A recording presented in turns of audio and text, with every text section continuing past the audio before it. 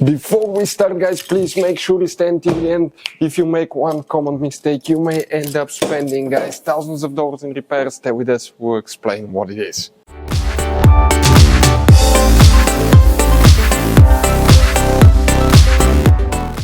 Hey guys, welcome back to Auto Repair, guys. Super helpful video to any of you trying to find fuses relays for the reverse lights, also known as backup lights, on Mercedes C-Class generation W204. Stay with us, we'll explain where you can find them. Now, by the way, guys, do not waste money on parts, diagnostics, tools, anything until you watch that video. It could be quite simple fix.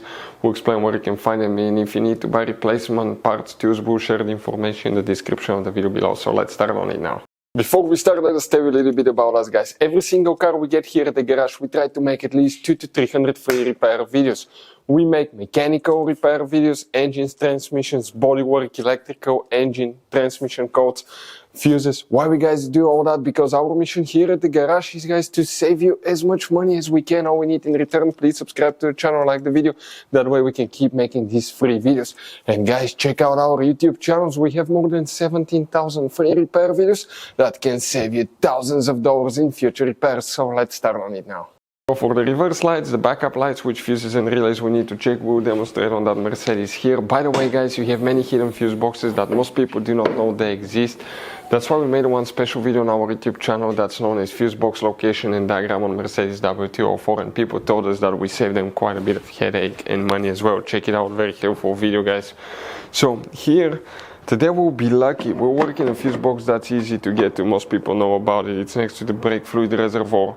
Here you have that cover. You need to open the two clips, lift the wire and the hose up, and underneath you have a fuse box with a layout like this one here. Before we continue, let's explain quickly why it's always a good idea to test fuses and relays. Guys, let's explain why it's super important to test fuses and relays. That way you do not spend money on diagnostics, parts, repairs you may actually not even need. So, guys, you have different kinds of fuses and relays. We're talking about the maxi fuses, standard fuses right here. You have, watch how many different kinds of relays as well. Now, these fuses, sometimes you can clearly see if a fuse is burnt or not by looking at the element. But sometimes it's really sneaky. They can burn here on the side. It's hard to see. Some fuses will not be visible as well. And we had people that will spend thousands of dollars in repairs, replacing modules, even engine computers, when all they had to do, they assumed they had a good fuse. They pulled it out, they saw it, and they assumed it was good. But guys, you can easily test these fuses, and on some of these, most of them, they have even the terminals on top that allows you to check them with a voltmeter and find out if it's good or bad. You see, that's a good fuse. If it's blown, okay, like this one here, it's blown, nothing. Check this thing out, no connection. One next to it, okay. Right here, let me get good contact point. That's a good fuse, guys. You can see you can test them. Now, relays are harder to test, but with the voltmeter, fuses are super easy to test. All we have to do is set it on that setting and practically your ohm resistance setting, and you can find, guys, okay, if it works or not. For instance, that one was the good fuse. You can see it's going to go down to 0 ohms resistance, or you can go ahead, remove it and test it the same way, guys. It should have 0 ohm resistance. Now, relays, guys, are a little bit more complicated, but it's doable. It will take you a minute or two to find out how to do that. Now, we'll put, guys, links to a video that will explain how to test relays, how to test fuses, which battery terminal you need to reconnect and disconnect first if you're doing repairs, because that can cause modules to burn as well, and that can cost you thousands of dollars in repair. Check out the videos, they will be in the description of the video below. So let's start on it now.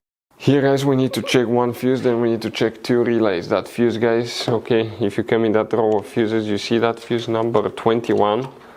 Okay, right here, fuse number 21, that 7.5 amp fuse right here, that's the one that you need to check. Then we need to, guys, check two relays. The first relay is known as relay L. Some of you may or may not have this one, but if you have it, it will be right here is where the hole is. You will need to check that relay. Now, another relay that you need to check is relay Q. And relay Q is that yellow relay that we have right here. So those are the things that we usually, guys, check at the garage. In this Mercedes W204, you're going to have all kinds of different fuses and relays that sometimes are hard to find, and if you're in the middle of nowhere, you may have a hard time finding one, guys. Replacement one, you may be stuck. It happened to us. So what we usually do, we buy some spare ones and we put in the glove box for a peace of mind. We'll share a link where you can get them at a really good price, quick shipping. That way you do not waste money and time. That link will be in the description of the video below. Check it out for your convenience. Hopefully, guys, the video will be helpful. Thank you for watching and see you next time.